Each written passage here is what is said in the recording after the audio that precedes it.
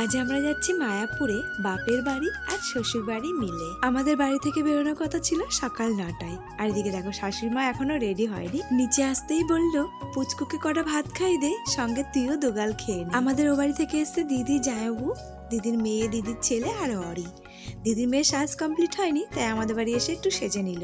আর এদিকে দেখো ওর মেশোকে দেখলেই পুচকু ঝাঁপিয়ে চলে যায়। আমার শাশুড়ি মা বলে আগে নবদ্বীপ মহাপ্রভুকে দর্শন করতে হয়, তারপরে মায়াপুরে যেতে হয়। মহাপ্রভুর চরণ মাথায় ঠেকিয়ে বাইরে থেকে খেয়ে নিলাম ছোলা মাখা। আর সেদিন ছিল 25শে ডিসেম্বর, সেই জন্য না প্রচুর ভিড় ছিল। আর আমরা এখন মায়াপুরে পৌঁছে গেছি।